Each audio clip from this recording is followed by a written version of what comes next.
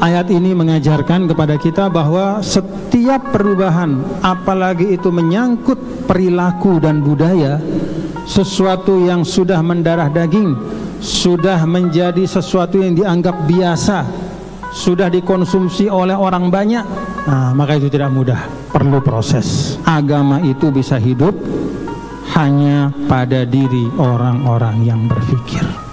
Semakin lama diteliti, ternyata judi, minuman keras luar biasa mudaratnya. Benar ya bapak-bapak ya?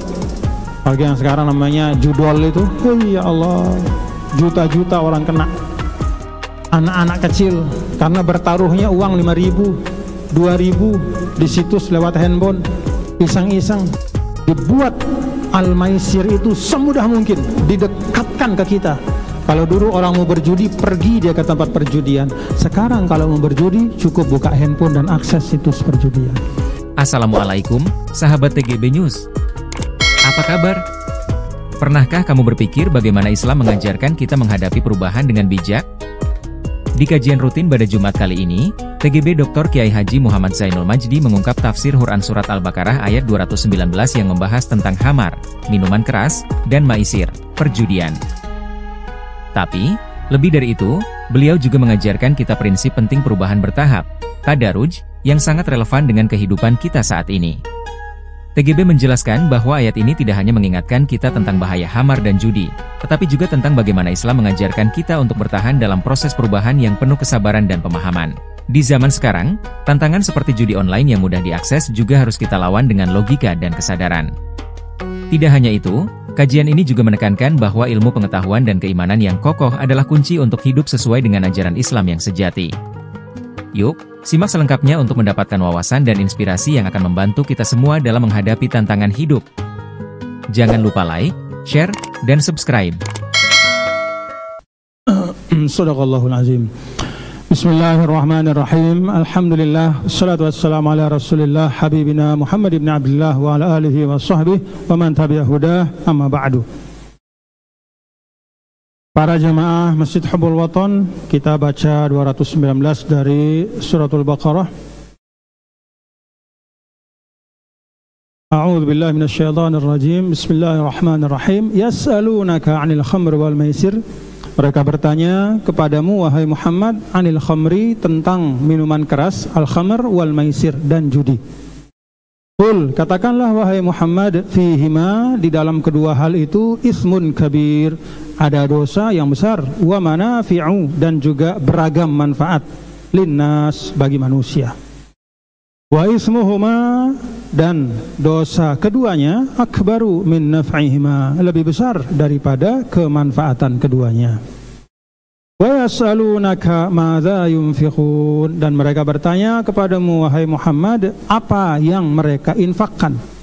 Qulil afwa, katakanlah yang lebih, yaitu yang lebih dari kebutuhanmu. Kadzalika, demikianlah, yubayyinullah, Allah menjelaskan, lakum, bagi kalian semua, al-ayat, ayat-ayatnya.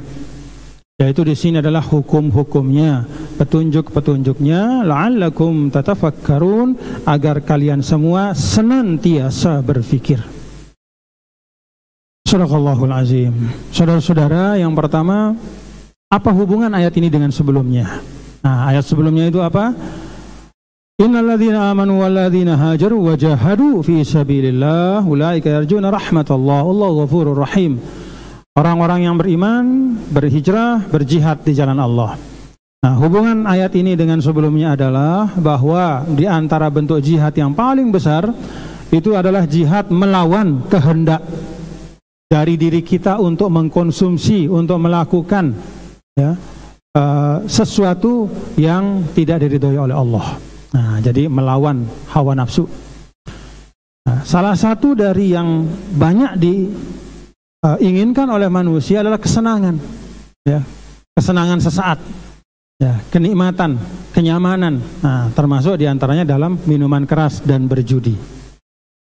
Jadi hubungan ayat ini dengan sebelumnya, bahwa ayat ini menunjukkan contoh dari jahadu fisabilillah yang perlu kita lawan, yang perlu kita kendalikan, yang perlu kita hadapi, ya, yaitu hawa nafsu kita, keinginan kita yang sepintas di situ ada enaknya, ada untungnya, tapi sesungguhnya membawa mudarat dan dosa yang sangat besar. Nah, di sini dicontohkan yaitu dengan dua perkara yang dari dulu sampai sekarang ya membawa mudarat yang luar biasa bagi kehidupan manusia. Yas'alunaka 'anil khamri wal maisir. Nah, kita tadi sudah baca ayatnya. Apa yang bisa kita ambil dari ayat ini?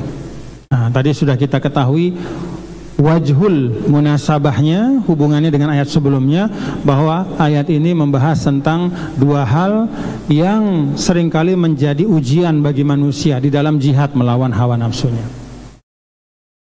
Nah, apa yang bisa kita ambil dari ayat ini? Pertama, Bapak-bapak, Saudara, bahwa ayat ini mengajarkan, nah, ini termasuk prinsip pendidikan dan prinsip kehidupan. Hadhil ayah tuzakkiruna mabda' at-tadarruj fit taghir. Ayat ini mengingatkan kita tentang satu prinsip dalam perubahan, yaitu bertahap. Jadi kalau ingin merubah sesuatu, apalagi sesuatu itu sudah mendarah daging, itu perlu waktu, perlu proses. Ayat ini adalah ayat pertama dari 3 rangkaian ayat yang berujung pada diharamkannya khamar dan maisir. Jadi ayat ini belum haram, belum eksplisit. Baru diajak menimbang, la'allakum tatafakkarun, diajak kita berpikir. Nah, jadi ayat ini mengajarkan kepada kita bahwa setiap perubahan, apalagi itu menyangkut perilaku dan budaya, sesuatu yang sudah mendarah daging, sudah menjadi sesuatu yang dianggap biasa, sudah dikonsumsi oleh orang banyak, nah, maka itu tidak mudah, perlu proses. Dulu orang Arab itu tidak tidur kecuali di bawah tempat tidurnya ada minuman keras. Itu menggambarkan bagaimana kecanduannya mereka. Jadi bangun tidur yang pertama itu bergarap, ya, dia merogoh bawahnya cari minuman blok. Kira-kira seperti itu. Demikian pula al-maisir, judi, ya. Bukan hanya judi di dalam hal keseharian, bahkan hal-hal yang menyangkut penyembahan berhala pun mereka undi.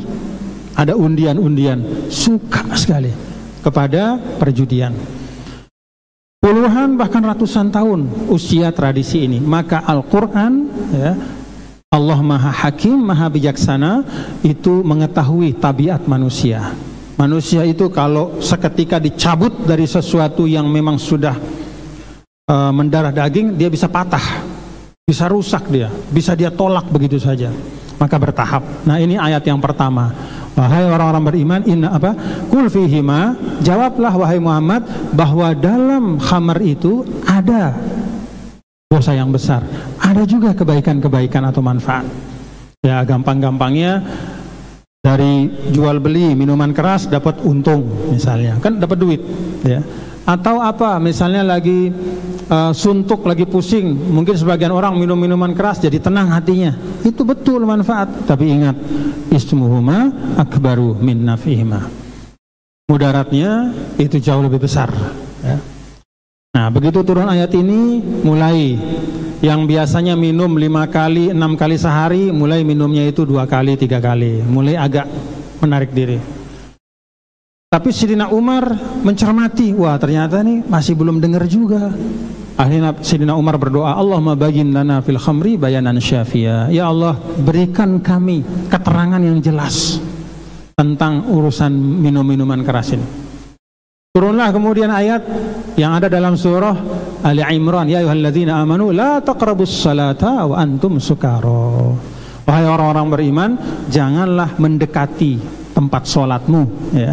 Ini bukan hanya jangan sholat, tapi jangan mendekati sholatmu, tempat sholatmu dalam keadaan engkau mabuk. Nah, semakin jauh dari khamar. Kenapa? Karena kan sholat 5 kali sehari. Artinya 5 kali sehari orang yang kecanduan minuman keras itu harus menjauhkan diri dari minumannya. Bukan hanya ketika sudah azan, bahkan beberapa waktu sebelumnya dia harus lepas dulu supaya dia wudu dan dia betul-betul jauh, ya. Nah, ini cara Allah mendidik.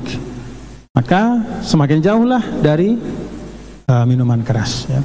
Konon juga ayat itu berkaitan dengan peristiwa ada orang yang lagi jadi imam, ya, lalu dia membaca ayat dalam Al-Quran, bacaannya kacau. Kenapa? Dia mabuk. Jadi mabuk teler sampai jadi imam. Kan tentu saja bacaannya rusak. Maka turunlah ayat itu. Walhasil itu ayat kedua. Wahai orang-orang beriman, jangan mendekati sholatmu dan tempat sholatmu saat engkau sedang mabuk. Maka 5 kali sehari mereka jauhkan diri. Baru mau minum ingat, wah sebentar lagi zuhur, nggak jadi, gitu kan. Baru mau minum misalnya, wah sebentar lagi asar, nggak jadi, gitu. Tapi masih ada yang mencuri-curi, gitu kira-kira ya. Kita mabuk pada isya aja lah, gitu, panjang waktu sampai subuh, gitu kan. Kamu pada isya yuk kita mabuk, mabuk pada isya. Nah, ketika sudah sampai dilihat prosesnya, Nabi terus menjelaskan bagaimana dalam keseharian itu nyata ada mudaratnya. Dengan sebab khamar itu antara Al-Aus wal Khazraj, orang-orang Ansor berkelahi, ya. Antara sebagian muhajirin berkelahi dengan yang lain karena masih boleh, walaupun sudah dibatasi, tapi masih boleh. Maka turunlah firman Allah yang terakhir dalam suratul Maidah, ya ayyuhalladzina amanu innamal khamru wal maisir wal ansab wal azlam rijsum min amali syaitan fajtanibu. Kata fajtanibu itulah pamungkasnya. Jadi khamar, ya, minuman keras, perjudian, wal ansab wal azlam, undian, kemudian persembahan kepada berhala, ya, kepada patung-patung berhala seperti orang jahiliyah dulu, itu semua rijsum min amali syaitan fajtanibu, jauhilah sejauh-jauhnya. Maka ketika turun ayat ini, konon, ya, di dalam riwayat ditumpahkanlah semua khamar di Madinah, sampai khamar di Madinah itu sampai semata kaki tingginya, saking banyaknya khamarnya. Langsung seketika. Jadi semua gudang-gudang langsung pecahin semua, yang di rumah keluarin dar, habis semuanya. Kemudian semua sahabat berikrar, intahaina rabbana, ya Allah kami berhenti, dan benar berhenti.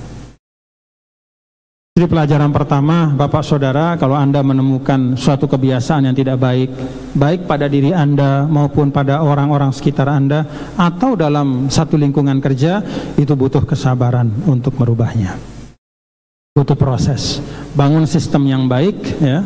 Kalau misalnya terkait dengan pemerintahan, supaya pemerintahan itu lebih bersih, lebih berwibawa di mata rakyat, bangun pemerintahan yang baik, ya. Good governance.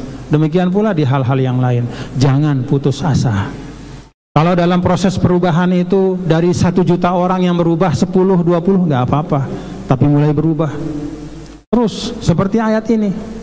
Jadi berhenti minum minuman keras orang-orang Madinah, sahabat, ini sahabat yang sama Nabi nih, hari-hari sama Nabi, tapi nggak bisa sehari langsung berhenti, perlu proses.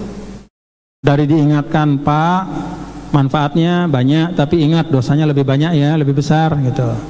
Pak, kalau mau sholat jangan minum ya, supaya nggak mabuk gitu. Sampai di ujungnya itu adalah kekejian, kotoran dari syaitan, jauhi.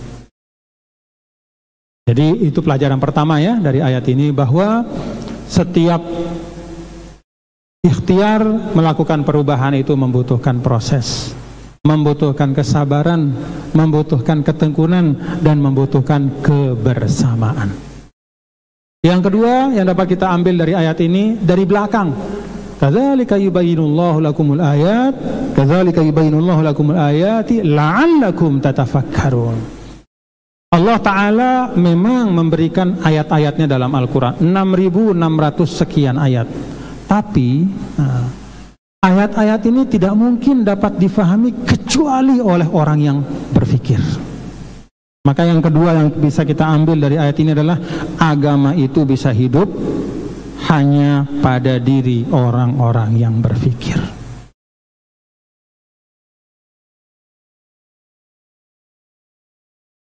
Orang yang punya pengetahuan. Kalau ada orang tidak punya pengetahuan, ya ayyuhalladzina amanu misalnya wa aqimus salata wa atuz zakata la'allakum turhamun misalnya. Kalau tidak punya pengetahuan tentang makna ayat ini, maka ayat itu hanya menjadi penghias telinga saja. Dia perlu tahu apa maknanya, baru dia bermanfaat untuk dirinya. Pengetahuan itu asas. Maka ulama mengatakan al-Islam dinun mabniyun au muassasun alal ilmi. Islam itu adalah agama yang diasaskan di atas ilmu pengetahuan. Tidak punya ilmu, kosong melompong agama kita. Tidak punya pengetahuan, akan bertaklid buta, membebek dan tidak ada artinya. Karena itu ingat ayat ini, la'allakum tatafakkarun. Di sini digunakan sigat mudhari untuk menunjukkan berpikir terus. Jangan diparkir otak kita, terus berpikir. Kenapa Allah mewajibkan saya sholat? Apa rahasia di belakangnya? Cari dalam Al-Quran, oh tanha anil fahsya'i wal munkar. Ternyata sholat itu menjadi benteng saya agar jauh dari kekejian dan kemungkaran. Oh itu. Buat apa saya sholat misalnya, ternyata warafa'na laka dzikrak. Dengan sholat itu nama kita akan mulia di akhirat, mulia di sisi Allah. Oh ternyata luar biasa sholat itu. Dan yang lain-lainnya. Jadi bapak-bapak saudara, Islam itu mengharuskan kita untuk berpikir. Berpikir. Bahkan Rasulullah SAW mengatakan, orang kalau sholat itu tidak dapat apa-apa dari sholatnya illa qadra ma ya'kil. Dia dapat bagian di mana dia sadar ketika sholat,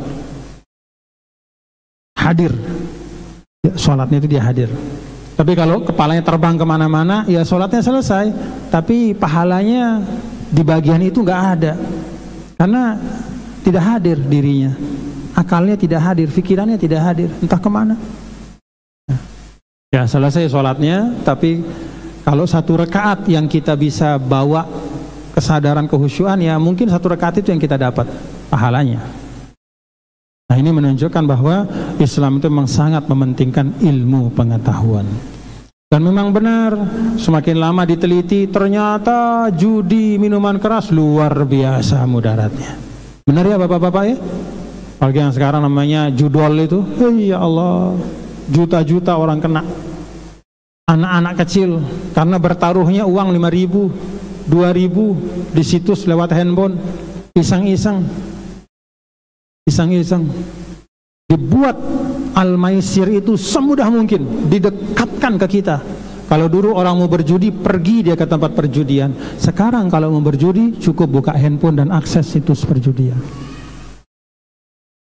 Itu tidak bisa kita cegah kecuali dengan kesadaran, dengan logika dan kesadaran. Kalau kita berpikir, insya Allah kita jauh dari itu. Tidak ada algoritma perjudian yang akan menguntungkan penjudi, itu tidak ada. Perjudian itu dibuat untuk menguntungkan bandar dan merugikan yang main judi. Itu dia buat sistem, memang algoritmanya itu dia bikin. Kalau judi online itu dibikin algoritmanya. Masuk 1.000 orang, yang dimenangkan 2 orang. 998 rugi dunia akhirat. Maka yang 2 orang ini cerita kemana-mana dia menang, narik lagi orang, main lagi. Yang menang 1, yang rugi berapa? 999. La ilaha illallah. Itu algoritmanya. Kalau kita tahu ilmunya, kalau kita tahu teknologinya, tidak mungkin kita akan ikut itu. Itu pemiskinan, penyedotan uang kita. Maka ini la'allakum tatafakkarun, disuruh kita berpikir.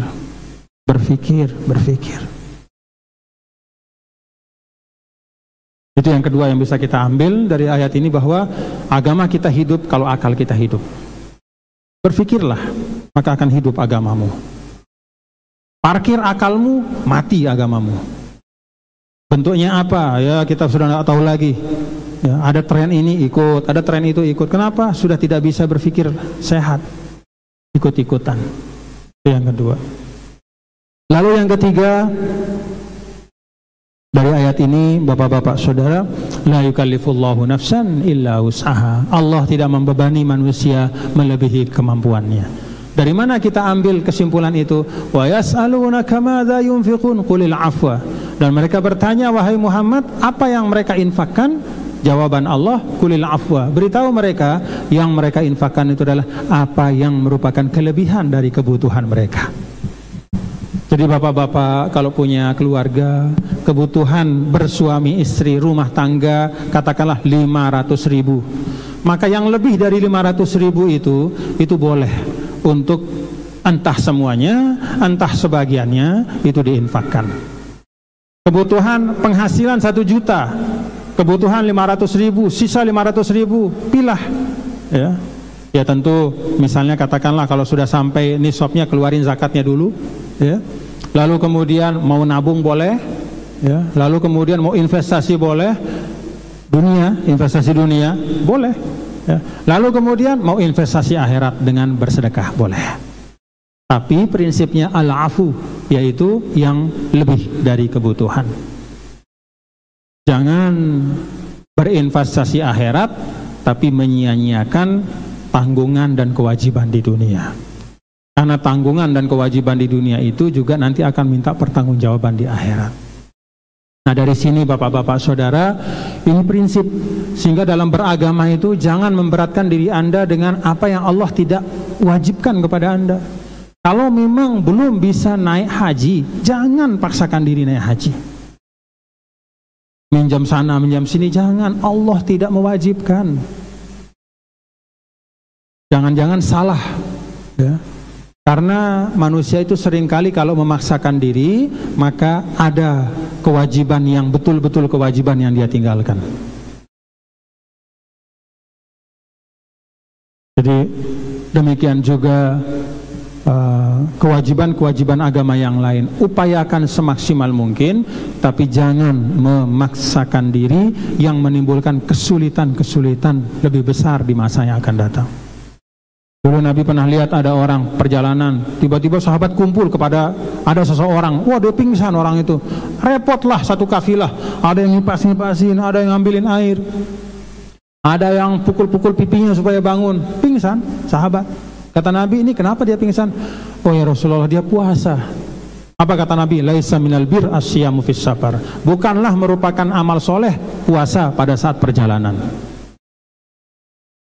Jadi perjalanan, ya apalagi perjalanan zaman dulu ya, kan misalnya 50 kilo, pakai onta, panasnya luar biasa.